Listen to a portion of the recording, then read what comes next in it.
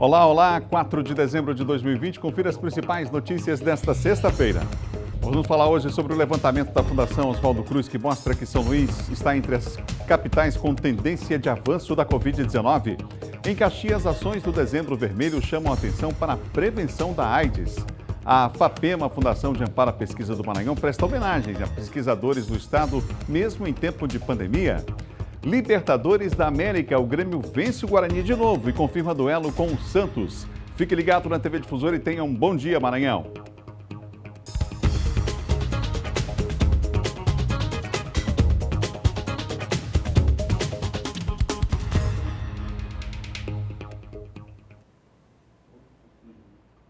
Um ótimo dia para você ligado com a gente em todo o estado. Estamos começando o nosso Bom Dia. Daqui a pouco vamos entrevistar aqui no estúdio o prefeito de Lima Campos, falando sobre os desafios dessa cidade aí, que é um dos destaques aí da região. A gente vai falar sobre, inclusive, esse diálogo com outros prefeitos da região, para o papel da Federação dos Municípios do Estado do Maranhão, a FAMEM, também no apoio a esses municípios. Daqui a pouco numa entrevista aqui no estúdio. João Coutrin fala dos bastidores da política. Silva Alves vai voltar para trazer os principais destaques da área de segurança.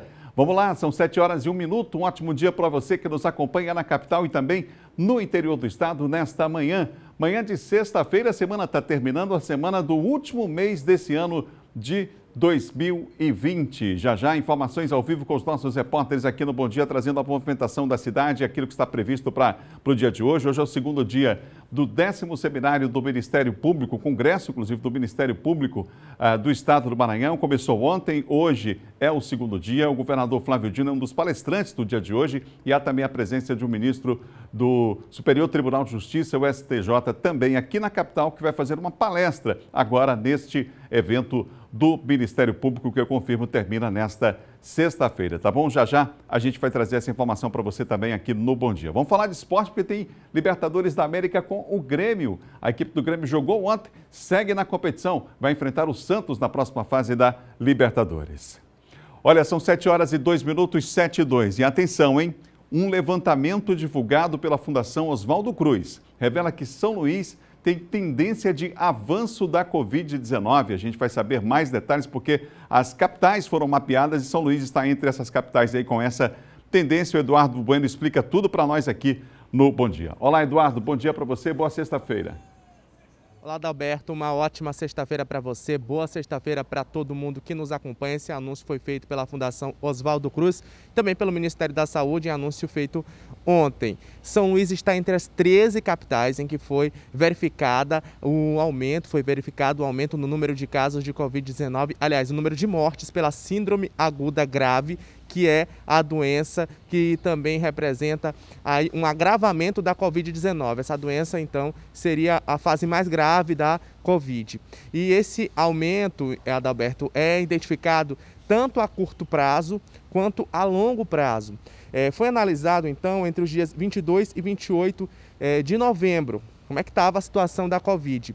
E houve também um registro de 100% no número de casos aí em todo o país e principalmente o risco nessas 13 capitais em que São Luís está incluída, viu, Adalberto? Então, o número de casos tem registrado uma alta muito grande, a curva de casos também está subindo. Esses dados são da Fiocruz, mas também são do Ministério da Saúde, mostrando aí que há risco, sim, de aumento de número de casos. Só para a gente reforçar aos nossos telespectadores, a síndrome aguda grave, né, síndrome respiratória aguda grave, ela não é decorrente apenas do coronavírus. Existem outros vírus também que causam, né, essa doença, que causa morte, né? Mas o número mais grave, né, o aumento, ou a maior parte, 97% dos casos notificados pelo Ministério da Saúde são de pessoas, eram então de pessoas infectadas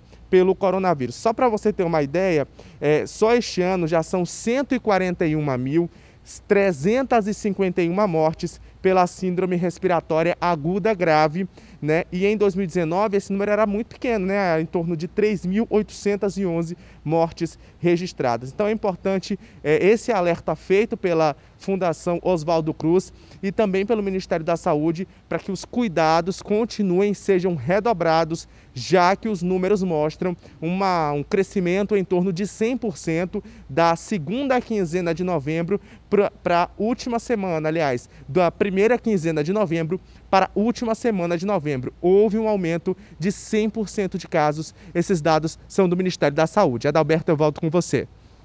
Obrigado, Bueno, pelas informações. Há, portanto, uma curva ascendente, isso é fato. O Ministério da Saúde ontem confirmou, além dos dados da Fiocruz, como disse o Bueno, o próprio Ministério da Saúde já confirmou ontem essa curva ascendente, infelizmente. Ou seja, temos que aumentar, redobrar os cuidados em relação à Covid-19. Estamos ainda em tempo de pandemia, preciso que isso fique muito claro para as pessoas. São 7h mais 5 minutos.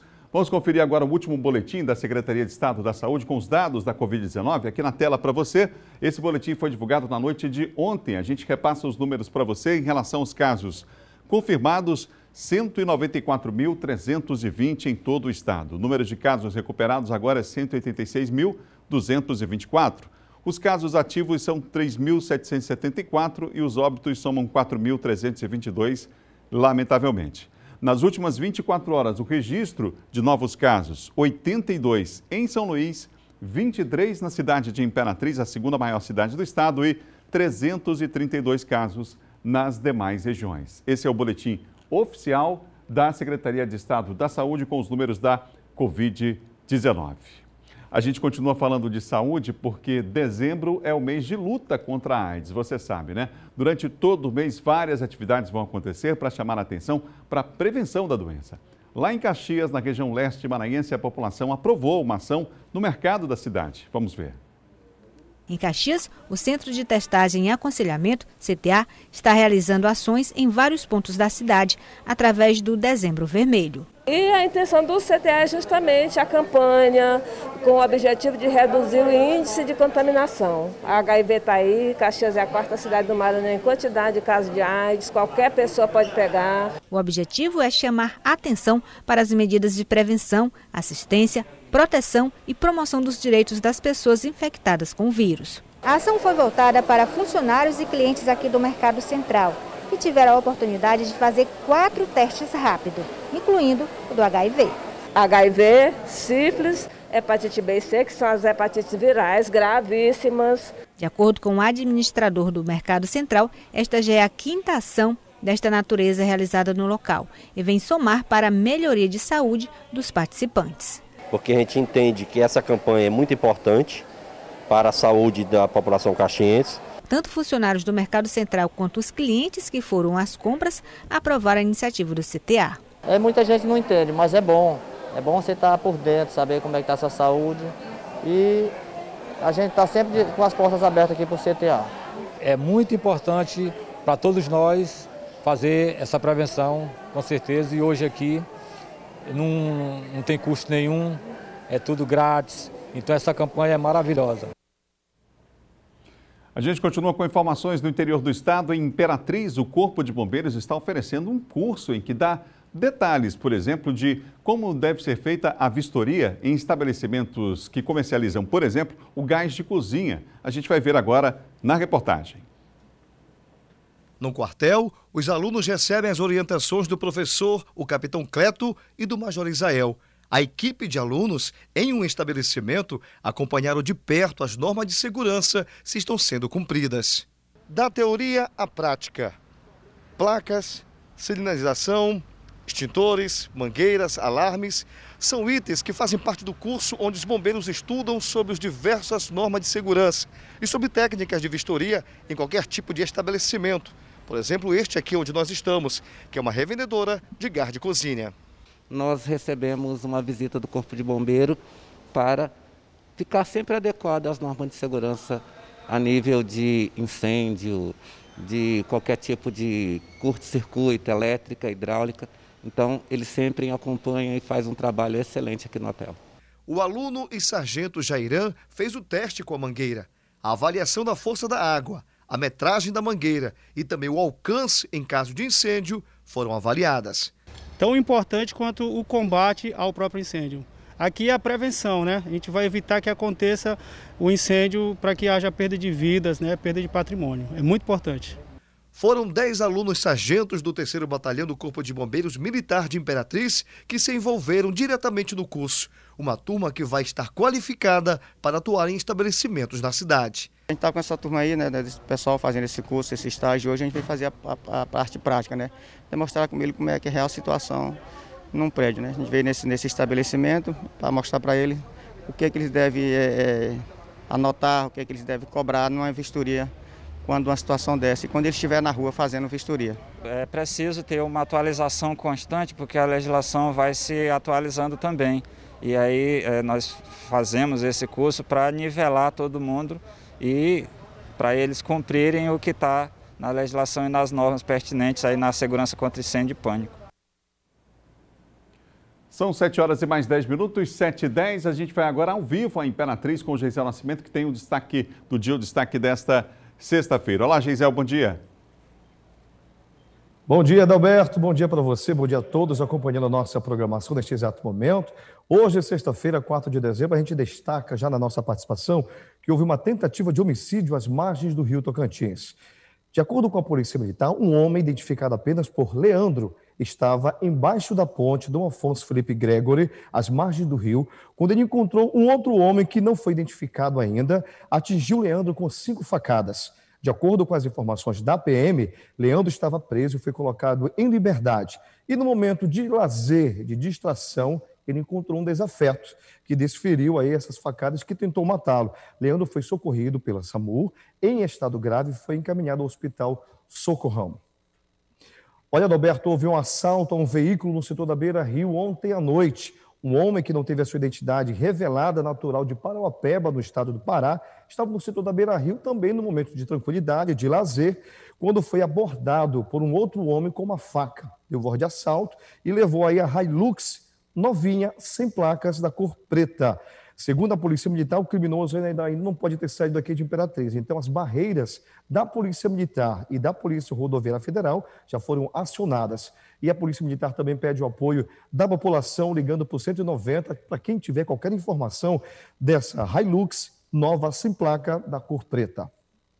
E uma última informação, uma notícia muito boa, o Aeroporto Nacional aqui de Imperatriz, prefeito Renato Moreira, passa a partir desta sexta-feira, dia 4, a contar com o Centro de Atendimento ao Turista, CAT. A Secretaria de Estado de Turismo, Setur, inaugura o CAT e faz o lançamento do material promocional da Chapada das Mesas, onde vai possibilitar a interação aí de turistas, de pessoas daqui de Imperatriz, da região tocantina, vocês aí da capital chegar à nossa região aqui, poder conhecer todos os detalhes no mapa da Chapada das Mesas. Então, a unidade está localizada perto da área de desembarque, no lado direito, próximo à primeira saída, irá funcionar todos os dias, nos horários das 10h30 da manhã às 4h30 da tarde. Adalberto, hoje, sexta-feira, a gente encerra a nossa participação de hoje aqui no Bom Dia, desejando para você e para toda a nossa equipe da Difusora da Capital, um excelente fim de semana, uma sexta-feira abençoada, com muita saúde, e para a nossa equipe também aqui da TV Difusora de Imperatriz. Muito obrigado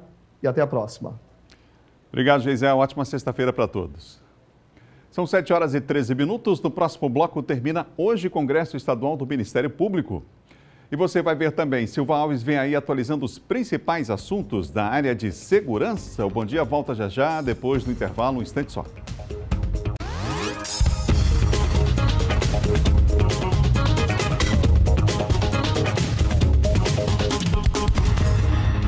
São 7 horas e mais 16 minutos, de volta ao Bom Dia Maranhão ao vivo aqui pela TV Difusora, para você ligado com a gente em todo o estado. Olha, o sistema de pagamento instantâneo, PIX, atingiu ontem a marca de 100 milhões de chaves. É isso mesmo, a informação é do Banco Central. A chave, previamente cadastrada em banco ou outra instituição financeira, permite identificar a conta para receber pagamentos e transferências. Mas é preciso ter cuidado para não cair em golpes com o novo sistema. Na última quarta-feira, a Polícia Civil prendeu uma mulher em flagrante delito pela prática de crimes cibernéticos, realizando fraudes por meio da plataforma Pix, chegando a desviar R$ 6.700 em apenas uma operação. O novo meio de pagamento instantâneo começou a funcionar integralmente na segunda quinzena de novembro. E tão ágil quanto a plataforma está sendo a criatividade dos criminosos, que já estão fazendo vítimas. Esses 3 que a gente prendeu primeiramente aí, eles tinham dado um golpe de aproximadamente R$16 mil. A segunda envolvida, R$ 6.700. E hoje a gente conseguiu prender mais um, que foi inclusive recuperado com ele a quantia de R$ 3.500. E ele fazia parte da primeira associação criminosa, dos primeiros 3 que foram presos aí. A gente tem uma estimativa aí que passa dos R$ 100 mil esses golpes iniciais. Os usuários que costumam utilizar aplicativo para transação bancária devem ficar atentos. O especialista em tecnologia explica que o novo sistema é confiável, mas é preciso tomar alguns cuidados ao usar o serviço. Um alerta que os usuários devem ter, né, seguir e ter muito cuidado, é exatamente cadastrar o seu Pix através da sua instituição bancária, tá? Seja o seu banco tradicional ou o seu banco digital, tá? Muito cuidado, tá? Com links em WhatsApp, links por e-mail, tá? O cadastro do Pix deve ser feito através do Internet Bank, tá? Do seu banco. Primeiro a gente pede atenção para tentar não ser vítima, né?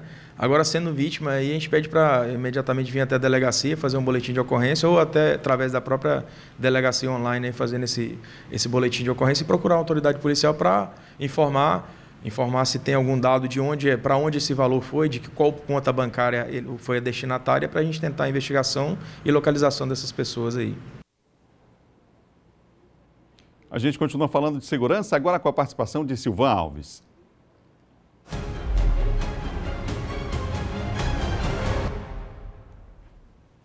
Bom dia, Silvan. Bom dia, Adalberto. Bom dia a todos. Hoje é sexta-feira, a gente vai dar uma aliviada e falar de uma notícia boa, porque às vezes uma atitude pequena pode fazer diferença Simples, na vida das pessoas. Né? A gente tem um exemplo aí que aconteceu com um policial militar que ajudou um picolezeiro e o Silvan vai contar pra gente como é que foi isso. Como é que foi, Silvan? O tenente Arraes, ele é lotado no 9º Batalhão da Polícia Militar do Estado do Maranhão, e ele ficou intrigado com essa cena aí em plena Complexo Deodoro. Está lá o carrinho de picolé, está lá o vendedor de picolé, e ele não parava de escrever ali, anotar no caderno. Ele se aproximou e procurou saber o que estava acontecendo, e aí o vendedor de picolé explicou para ele que ao mesmo tempo que ele vende picolé, ele estuda, né? Ele aproveita ali na praça, vende picolé, desenvolve atividade que é a única fonte de renda que ele tem, e aí ele aproveita para estudar, colocar em dia os deveres da escola. Ele faz isso aí em plena praça pública. Isso sensibilizou, né?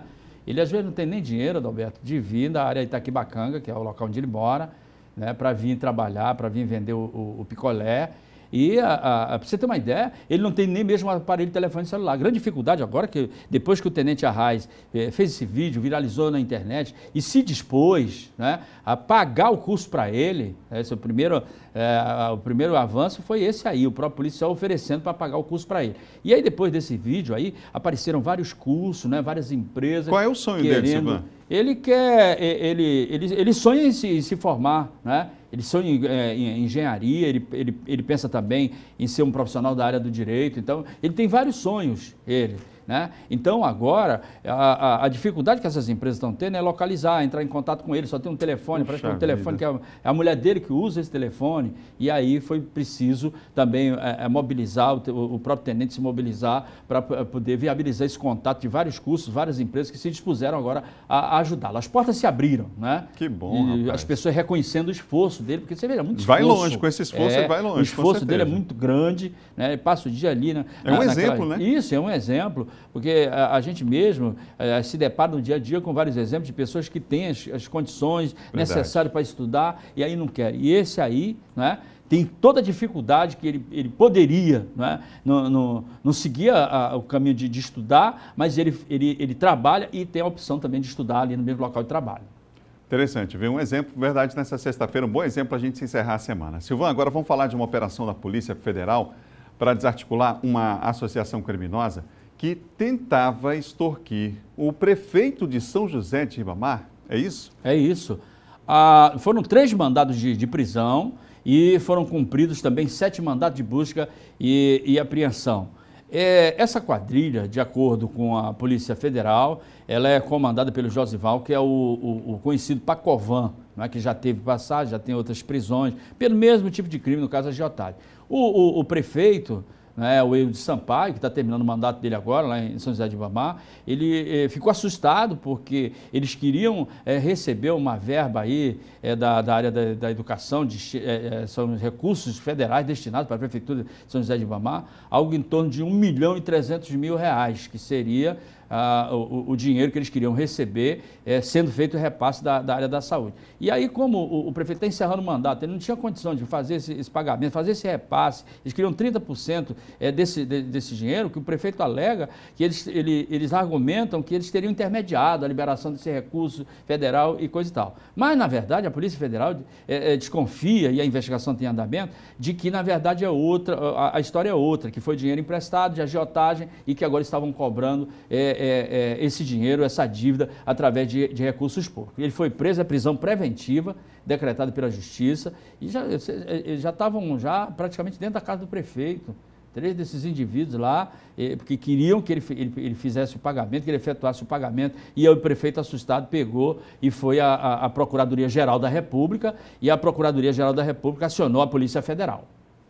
Olha, a nossa produção entrou em contato com a Prefeitura de São José de Ribamar para comentar o assunto, mas até o momento a gente não obteve retorno.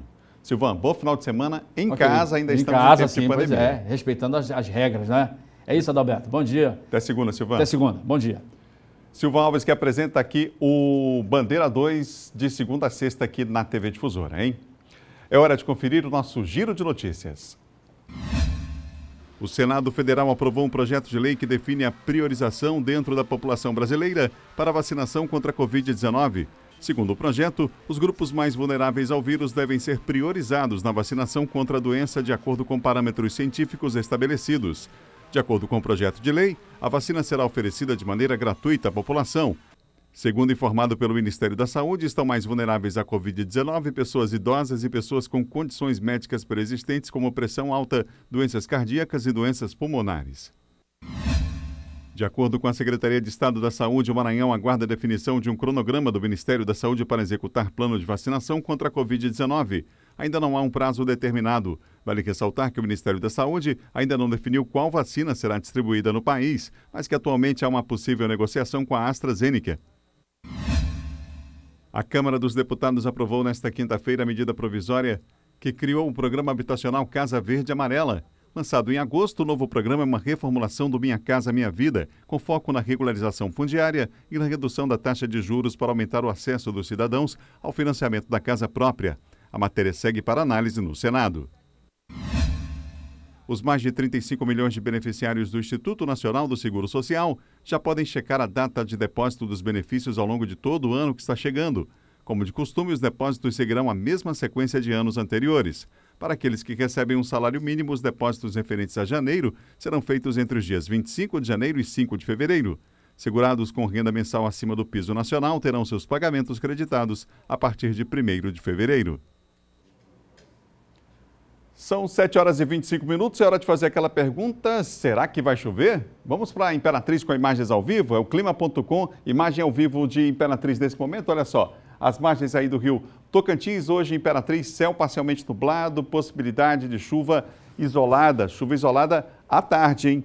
Mínima Imperatriz é 24, a máxima Imperatriz hoje é 34 graus e essa bela imagem aí, ó, tem algumas, o sol está demorando para dar as caras lá em Imperatriz, você vê a imagem ao vivo aí, bela cidade de Imperatriz aí banhada pelo rio Tocantins e a gente mostra a imagem ao vivo abraçando você que acompanha a nossa programação em toda a região. No estado do Tocantins também muita gente acompanha a gente do Bom Dia por lá. Um abraço aos amigos aí em Imperatriz ligados com a gente. E aqui na capital maranhense, será que vai chover, gente? Para essa sexta-feira, a previsão é de céu parcialmente nublado, possibilidade de chuva isolada entre o horário da manhã e o horário da tarde. Hoje em São Luís, mínima de 24 e máxima de 33 graus. Vou mostrar a imagem ao vivo agora de mais um município. Aqui a gente vai mostrar Açailândia para você. Essa imagem de Açailândia agora, algumas nuvens aí de chuva no céu. As imagens do climaauvivo.com. Açailândia, sol e aumento de nuvens pela manhã. Pancadas de chuva, atenção, hein? À tarde e também à noite. A previsão aí para Açailândia. A mínima é de 25 graus e a máxima é de 36 graus. Aí está a bela imagem ao vivo que você tem da cidade de Açailândia nesse momento. Agora a gente vai conferir a previsão do tempo para mais 3 cidades do nosso estado. Você sabe que está acontecendo assim, né? A chuva chegou, vai chegando de mansinho, lá para o sul chegou mais forte, mas a temperatura continua elevadíssima. A gente começa com Caxias, da região dos Cocais, por lá, aliás, na região dos Cocais. Céu parcialmente nublado na região leste, sem probabilidade de chuva. Mínima 24, máxima 36 graus. Portal de entrada dos Lençóis, Barreirinhas, com muitas nuvens e possibilidade de chuva isolada, hein? Entre o horário da manhã e o horário da tarde. Mínima 25, máxima 36 graus, segundo no GEO, que é o Núcleo Geoambiental da Universidade Estadual do Maranhão, do LabMet, Laboratório de Meteorologia. Em Carolina, a gente tem céu parcialmente nublado, possibilidade de chuva isolada no horário da tarde. Mínima 22, máxima 36 graus é a previsão para Carolina, hoje, sexta-feira, tá bom? São 7 horas e mais 28 minutos, 7h28. No próximo bloco, a FAPEM, a Fundação de Amparo à Pesquisa, mesmo em tempo de pandemia, vai prestar uma homenagem a pesquisadores do Estado e, principalmente nesse tempo, tem que prestar homenagem mesmo, né? Não vai ter aquele prêmio FAPEMA que tem todo ano, já os detalhes com Eduardo Ericeira. E mais, John Coutrinho, os bastidores da política, a gente vai ver também os gols de mais uma vitória do Grêmio na Libertadores da América. A gente volta já, depois do intervalo, um instante só.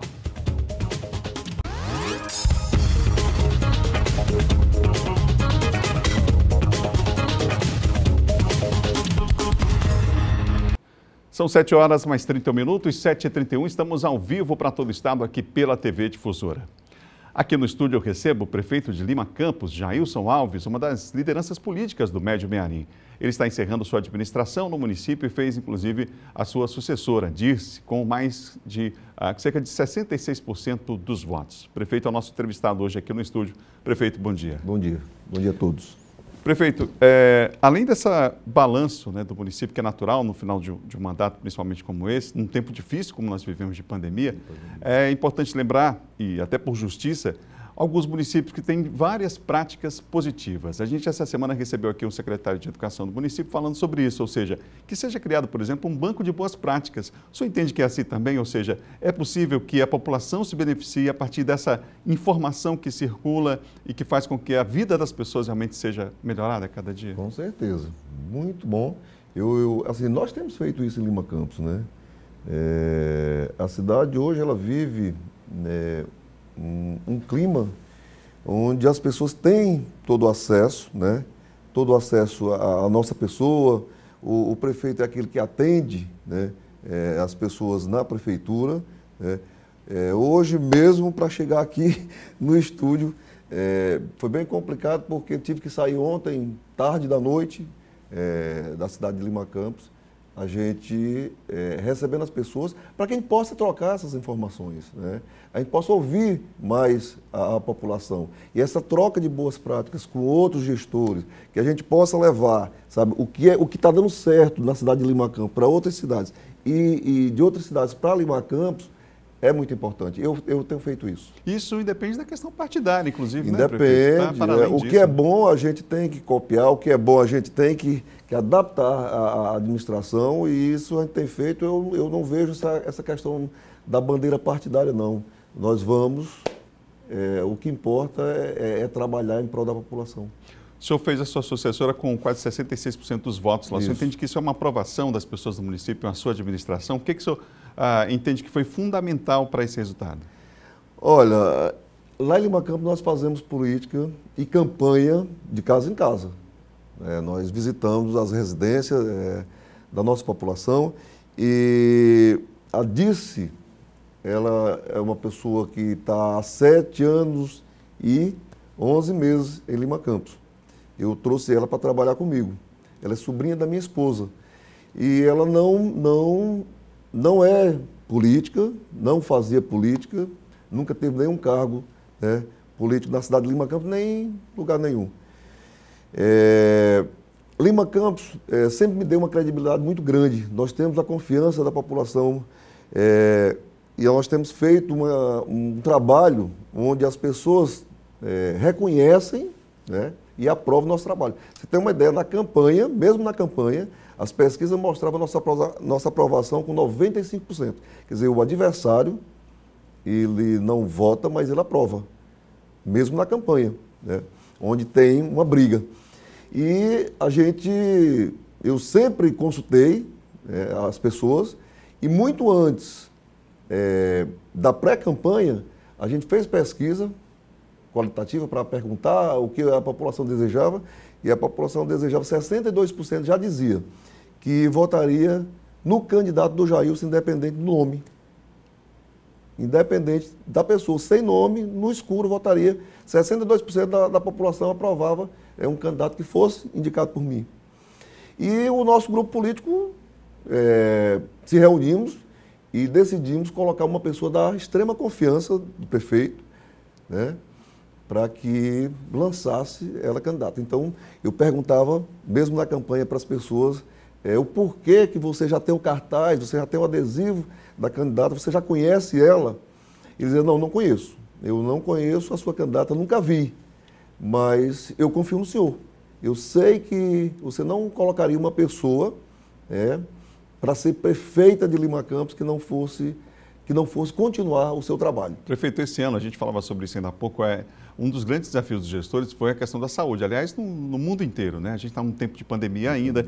E como é que o senhor avalia esse aspecto, finalizando esse ciclo, né, à frente do município na área da saúde? Lima Campos, por exemplo, tem vários especialistas lá, há inclusive um núcleo específico para o atendimento da mulher. Você entende que isso realmente qualificou o atendimento à população? Qualificou, nós investimos muito na questão da saúde de Lima Campos, né?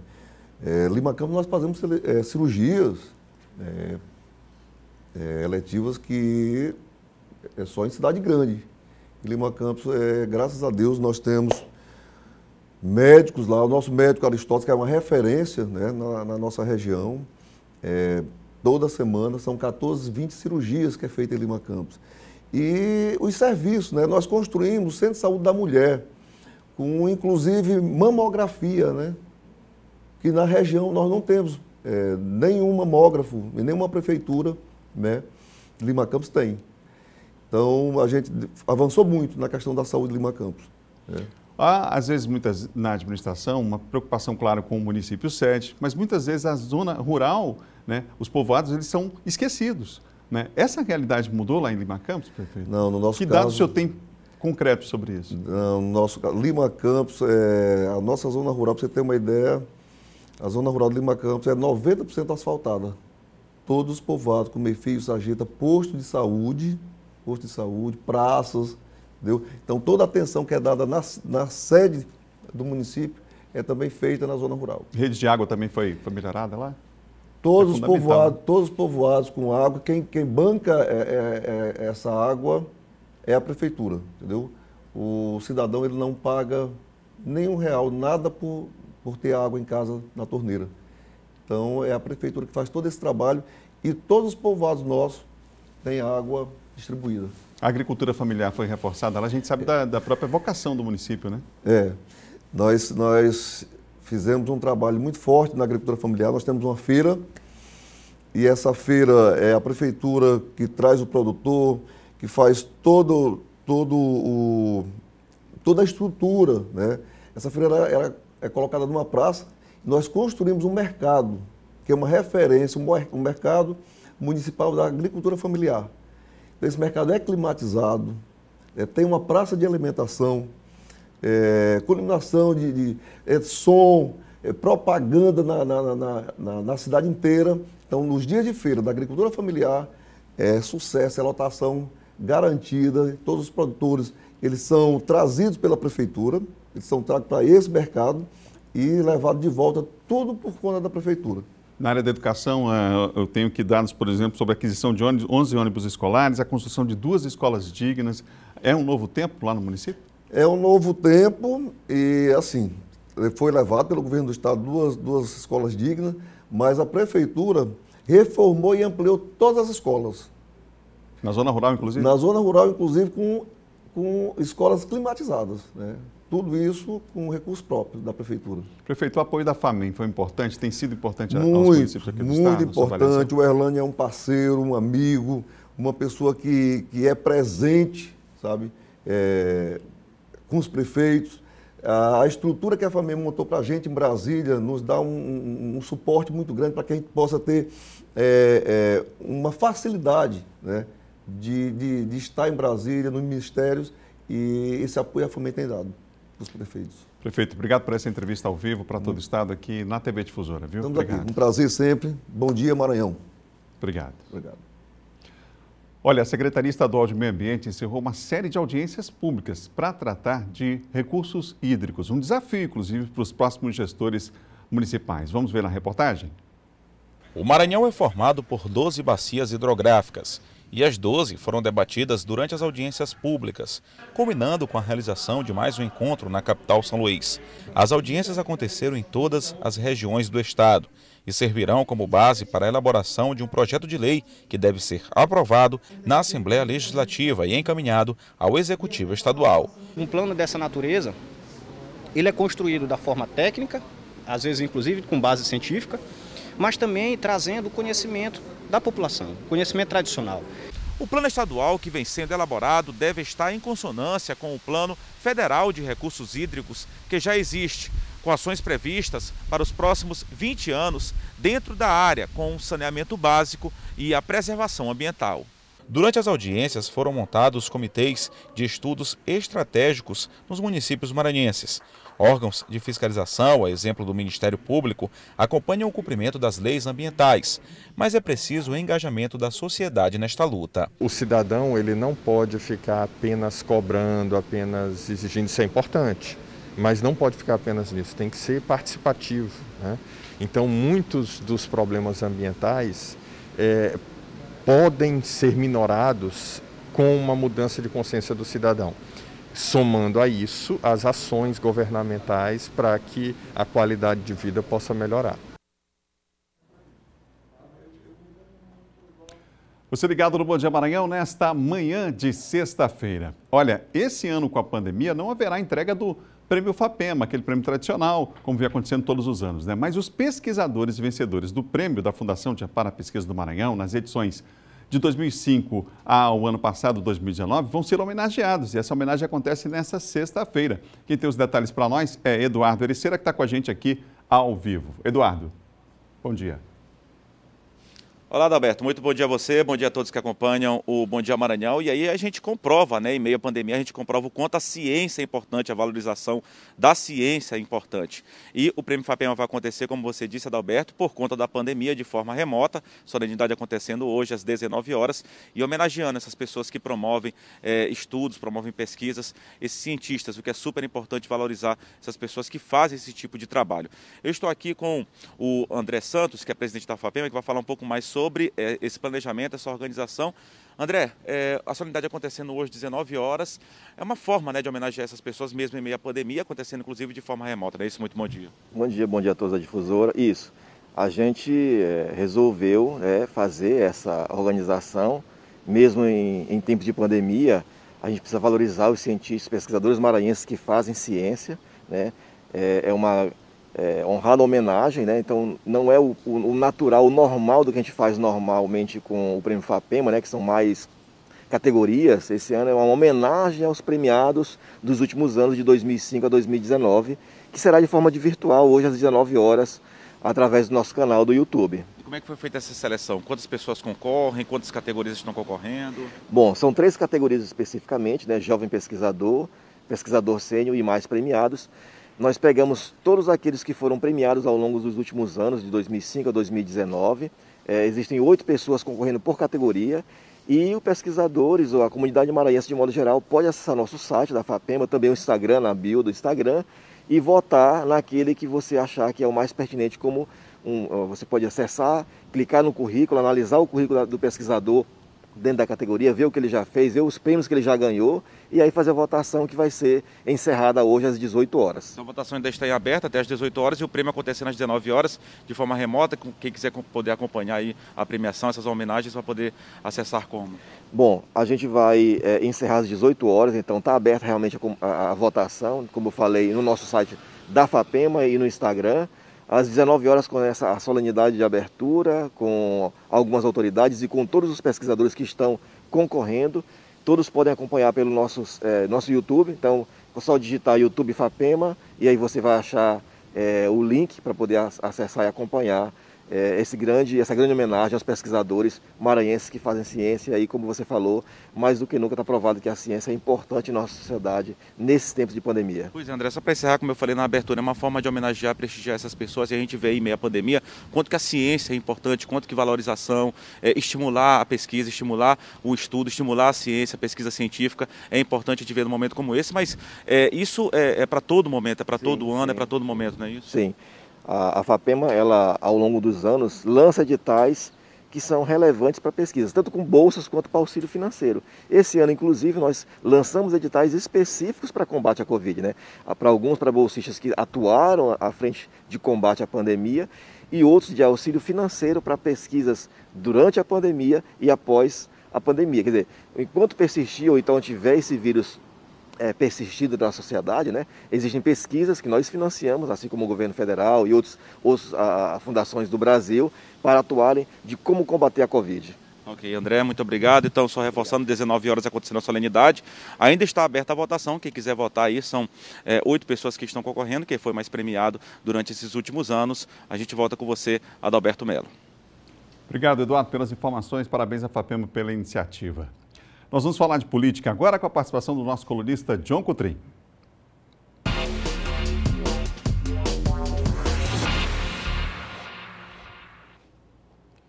Bom dia, John. Bom dia, bom dia. A gente começa com uma notícia em relação à diplomação do atual prefeito Eduardo Braide.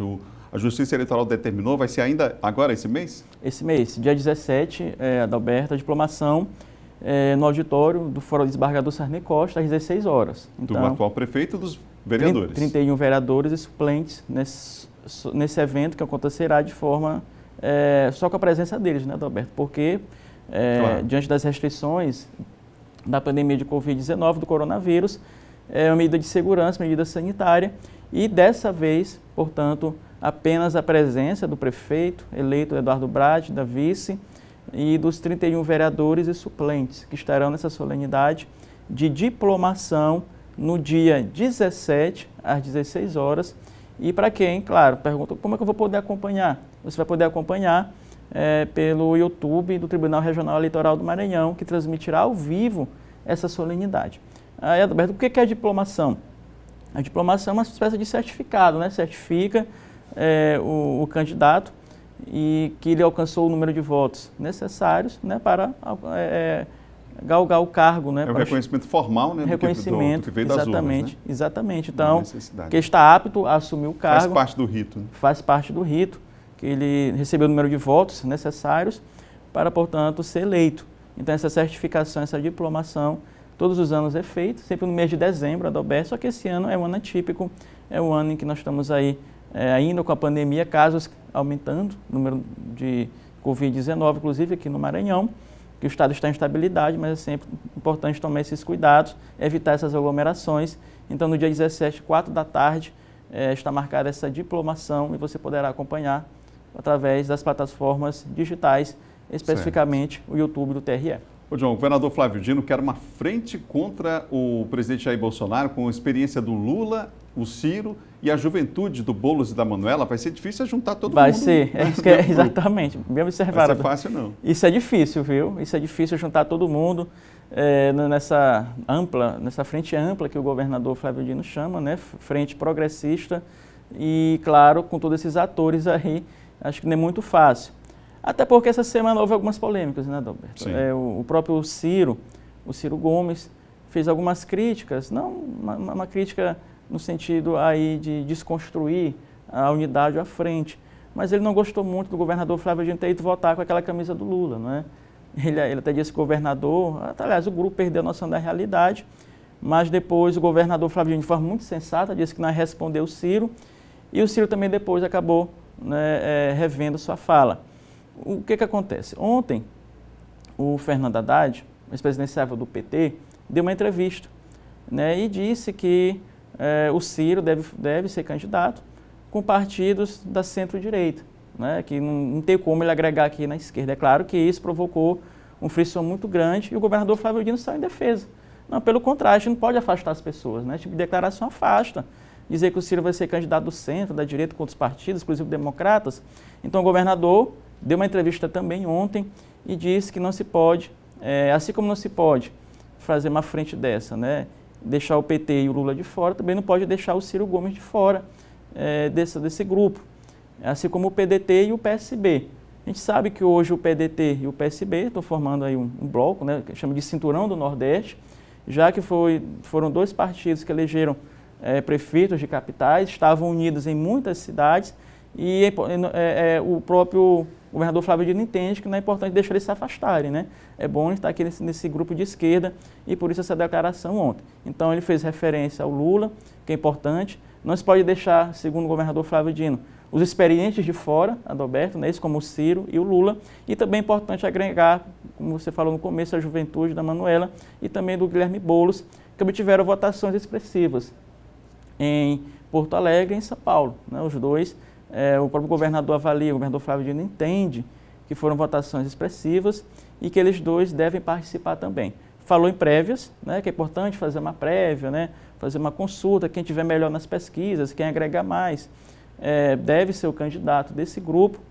Perguntado se poderia ser o próprio governador Flávio Dino, ele disse que não tem esse desejo, digamos assim, exclusivo. Como prioridade? Né? Prioridade, como se fosse algo somente dele. Né? Não pode ser um desejo apenas dele, mas tem que ser uma coisa de grupo, Adalberto.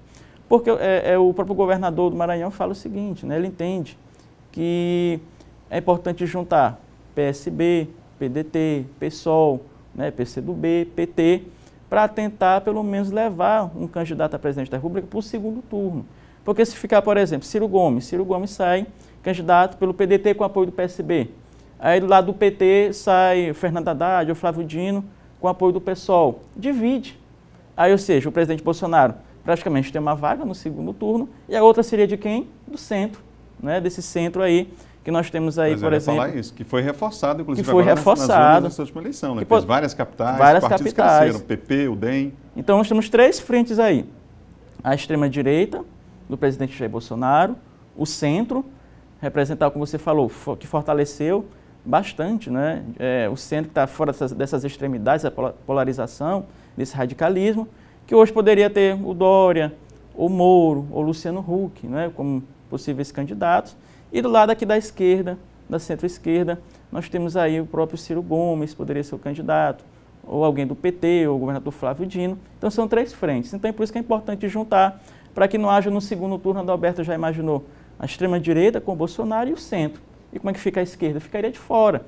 Então esse é o principal alerta que o governador Flávio Dino tem feito. Ou seja, é hora de juntar todo mundo nesse momento. Passou as eleições, é hora de desarmar os palanques e é hora de construir junto nessa frente, aí, essa frente democrática, frente popular, frente progressista, como eles avaliam, como eles chamam, para enfrentar o presidente Bolsonaro, que querendo ou não, Adalberto, pode inclusive ter o apoio de algum desses partidos de centro também a sua candidatura. Portanto, é importante destacar nesse momento a unidade desses partidos de esquerda.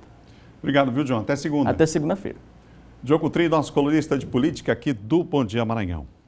São 7h53, vai ser encerrado hoje aqui na capital, inclusive com a palestra do governador Flávio Dino, o 10º Congresso Estadual do Ministério Público do Maranhão. Esse ano o tema é Antigas Violações e Novas Ferramentas, Desafios e Perspectivas do Ministério Público. Por conta da pandemia, o evento está sendo realizado de forma virtual, tem inclusive convidados de outros estados aqui como palestrantes desse seminário. O Eduardo Ericeira tem informações para nós, ao vivo, desse importante congresso do Ministério Público. Eduardo.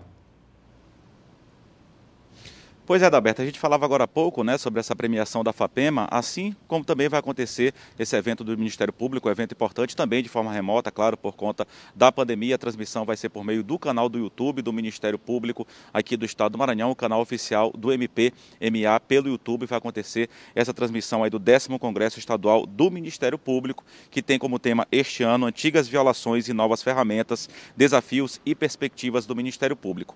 Como você falou, Adalberto, importantes nomes que vão proferir aí palestras, realizar conferências, vão ministrar essas palestras. Juristas importantes de renome aí nacional e até internacional e também políticos aí muito conhecidos, como você disse, é exemplo do governador Flávio Dino. A programação tem início a partir das 9 horas da manhã. A palestra do governador Flávio Dino, governador aqui do estado do Maranhão, está prevista para acontecer às 11 horas da manhã, com o tema Os Desafios das Instituições do Sistema de Justiça na promoção de direitos e garantias fundamentais. A gente lembra que o governador, inclusive, é um jurista, ele é ex-juiz federal e vai participar desse evento. Nomes importantes também, juristas importantes, nomes conhecidos aí nacionalmente, até internacionalmente, como eu disse, vão participar também ministros, como, por exemplo, a presença do ministro vai contar também com a palestra do ministro do Superior Tribunal de Justiça, Reinaldo Soares da Fonseca. Já no período da tarde, às 15 horas, vai ter uma palestra do desembargador federal Ney Belo e às 15h30 a palestra do ministro do Superior Tribunal de Justiça também, Rogério Cruz. Ainda na programação, finalizando a programação desse 10º Congresso do Ministério Público aqui do estado do Maranhão, haverá o lançamento das versões digitais da revista Lumiar e da segunda edição da publicação dos autos do processo crime da baronesa de Grajaú, 1876 até 1877. A gente volta com você, Adalberto Mello, desejando uma ótima sexta-feira a todos e um bom fim de semana. Bom fim de semana, Eduardo. Nosso Eduardo Ericeira trazendo informações para nós ao vivo aqui no Bom Dia. Você ligado com a gente em todo o estado, na capital e no interior do estado também. Agora é hora de falar de esporte, é hora de falar da maior competição do futebol no continente.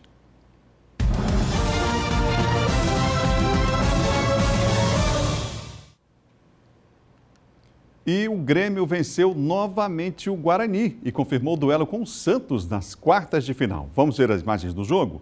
O técnico Renato Gaúcho até poupou titulares, mas o Grêmio venceu por 2-0 outra vez. Logo aos 2 minutos, Ferreira abriu o placar. O time gaúcho foi superior o tempo todo na partida e no último lance do jogo, Diego Souza serviu o Rodrigues para fechar o placar. O time paraguaio ainda teve um jogador expulso, Miguel Benítez, que agrediu o Diego Souza, deu um soco no Diego Souza. Aí o gol. Na partida de ida, o Grêmio já havia vencido o Guarani por 2-0 e agora o time pega na próxima fase o Santos, que eliminou a LDU. A Conmebol ainda vai confirmar os dias e horários das partidas válidas pelas quartas de final da Libertadores da América, claro, com transmissão do SBT, transmissão aqui da Difusora. Importante resultado de ontem da equipe do Grêmio pela Libertadores da América, não é? O Sampaio Corrêa entra em campo amanhã pelo Campeonato Brasileiro da Série B. O Sampaio pega o CRB de Alagoas. O encerramento da preparação do Sampaio aconteceu ontem. A gente tem inclusive as imagens aqui da preparação do treino do Sampaio Corrêa, que aconteceu ontem no CT do clube. A preparação do Sampaio para enfrentar, portanto, o CRB no sábado no estádio Castelão. Preparação que teve início no CT José Carlos Macieira. Dia de trabalho forte aí para tentar buscar mais 3 pontos importantes na competição e se manter no G4 da Série B. A comissão técnica programou atividades diversificadas para o elenco e aí o detalhe é que o time tem jogadores se recuperando aí de uma lesão muscular. O volante André Luiz, por exemplo, trabalha para se colocar à disposição do técnico Léo Condé, assim como o atacante Pimentinha, que aprimora a forma física após se curar aí da Covid-19. A equipe tricolor fecha a preparação na tarde de hoje, sexta-feira, com uma nova atividade agendada para o CT. Depois do treinamento, será a concentração total para o confronto contra a equipe alagoana. A todos um ótimo dia. A gente encerra aqui o nosso Bom Dia de hoje, sexta-feira. Segunda, se Deus quiser, estaremos de volta às 7 da manhã. Tchau, tchau, tudo de bom.